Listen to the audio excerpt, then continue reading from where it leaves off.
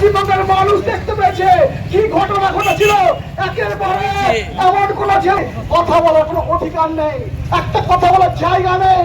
আন্দোলন সাধারণ মানুষ করছে, সাধারণ মানুষ গণতন্ত্রের পদ্ধতিতে ভোট নিয়ে এসছে, নৈতিক অধিকার নেই। এই ক্ষমতা থাকার মমতা ব্যানার্জি মারছে রাজ্য সরকারকে, প্রশাসনকে, একের পর এক সুপ্রিম কোর্ট থাপ্পড় মারছে। আজকে যারা আন্দোলন করছে এটা প্রকৃত বেলায় কেস হলো না, কেন আত্মহত্যা বলে ওটাকে লুকিয়ে দেওয়া হলো। একবার মুখ্যমন্ত্রী বলো সামনে দাঁড়িয়ে ক্ষমতা রাজ্যে স্তব্ধ করে দেবো, স্তব্ধ। একদিনও কোনো গাড়ি চলবে না, ঘোড়া চলবে না,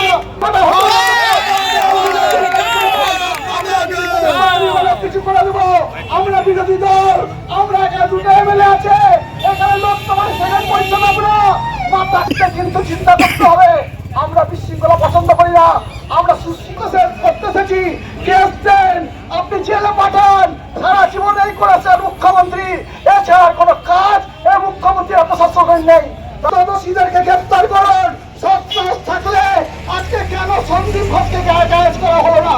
সেদিন রাত্রির বেলায় সারা রাত ধরে কি হয়েছিল এই দাবিদ্ধ মহিলা সব যাবে নবান্নে, আর নবান্নে কি অবস্থা হবে খালি সেই দিনের জন্য দেখুন। এই জায়গায় আজকে তিলোত্তমার হত্যাটা খালি হত্যা নয়, ও কাঁদছে, ওর গোটা শরীর আজকে দেখেছিলেন কি ঘটনা ঘটেছে। আড়াল করবে এখনই চলে যাওয়া উচিত। এই বলে আপনাদেরকে সবাইকে নমস্কার জানিয়ে আমি আমার বক্তব্য শেষ করলাম। বন্দে মাতরম। মাননীয় লালটু দাসকে একদিন পাথর বাটিটা ভেঙে গেল, মা বলছে ফেলে, তার নাতি কি করলো, পাথর বাটিটাকে জোড়া লাগালো। এইভাবে যেমন আমরা ছোটবেলায় জোড়া লাগাতাম, পাথর আপনি করছেন এবং আপনার যে ব্যবহারে তারা পুষ্ট হচ্ছে, আগামী দিনে তারা কিন্তু সেই ব্যবহারে প্রকাশ পাবে। আপনার আগামী দিনে যে সমাজ, সুস্থ সমাজ গড়ে তুলতে আপনারা এগিয়ে আসুন। দলমত নির্বিশেষে আমরা ভারত মাতা কি সারা পশ্চিমবঙ্গব্যাপী ভারতীয় জনতা পার্টি ডাকে আমরা দোষীদের শাস্তির জন্য গত 20 তারিখ থেকে দেখুন, আজ সারা পশ্চিমবঙ্গে ভারতীয় জনতা পার্টির ডাকে আমরা এই নির্যাতিতার বিচার চাওয়ার দাবিতে থানা ঘেরাও অভিযান চলছে। আমাদের দাবি একটাই, নির্যাতিতার সঠিক বিচার হোক এবং আসল দোষীকে খুঁজে বার করুক। কিন্তু আমরা প্রথম দিন থেকেই দেখতে পাচ্ছি এই রাজ্য সরকারের বিভিন্ন অপদার্থতা এবং বিভিন্ন অবহেলার জন্য রাজ্য সরকারের প্রশাসন, স্বাস্থ্য প্রশাসন এবং পুলিশ প্রশাসন উভয়ে মিলেই দোষীকে আড়াল করার জন্য উঠে পড়ে লেগেছে। এর বিরুদ্ধেই আমাদের ভারতীয় জনতা পার্টি প্রথম দিন থেকে আন্দোলনে নেমেছে। শ্যামবাজারে 5 দিন ধরে আমাদের ভারতীয় জনতা পার্টির ডাকে বিক্ষোভ সমাবেশ চলছে। কাল আমরা স্বাস্থ্য ভবন অভিযান করেছিলাম, আজকে আমাদের প্রত্যেকটা থানায় ঘেরাওয়ের অভিযান চলছে। দেখুন, শাসক কোনোদিন শাসকের বিরুদ্ধে জাস্টিস চাই। আজকে মমতা ব্যানার্জি স্বয়ং রাস্তায় নেমে বলছে খুনিদের শাস্তি চাই। উনি কার বিরুদ্ধে, কোথায় কোন কথা বলছেন আমাদের তো মাথায় আসছে না। এটা হচ্ছে একটা নাটক।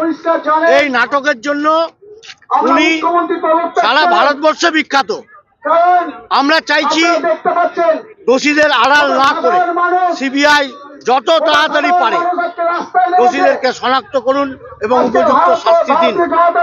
যে সন্দীপ ঘোষ অধ্যক্ষ হিসাবে আজ বিগত দিন থেকে যে অত্যাচার চালিয়ে গেছে বিভিন্ন ডাক্তারদের সাথে, বিভিন্ন স্বাস্থ্য আধিকারিকদের সাথে, তাকে বিভিন্ন রকম ভাবে এই মুখ্যমন্ত্রী বদান্যতার খাতিরে বিভিন্ন জায়গায় বারবার বদলি করে দিচ্ছে।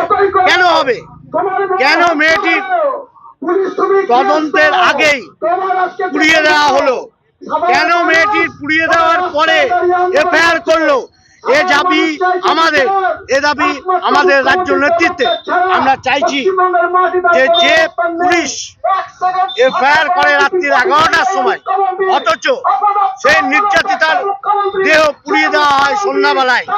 এবং কি এমন ঘটলো যে এত তাড়াতাড়ি করে পোস্টমর্টম করে তার দেহ পুড়িয়ে দেওয়া হলো? এখানেই গোটা পশ্চিমবঙ্গবাসীর সন্দেহ। এই সন্দেহের আমরা দাবি তুলেছিলাম, কিন্তু সুপ্রিম কোর্ট গতকাল মহামান্য বিচারপতিরাও একই রকমের দাবি তুলেছে যে কেন, কিভাবে এত তাড়াতাড়ি ময়না তদন্ত করে, ময়না তদন্তের পর দেহ পুড়িয়ে দেওয়ার পর কেন এফআইআর করা হলো? এ কোথাও ভূভারতের কোনো বিশ্বে কোনো জায়গায় এরকম ধরনের দৃষ্টান্ত আপনারা দেখাতে পারবেন না। সেই জন্যে আজকে আমরা সকলে মিলে একত্রিত হয়েছি বহরমপুর থানায়। এর বিচার চাই এবং সঠিক দোষী যাতে ধরা পড়ে, তার জন্য ভারতীয় জনতা পার্টির ডাকে আজকে আমাদের এই অভিযান।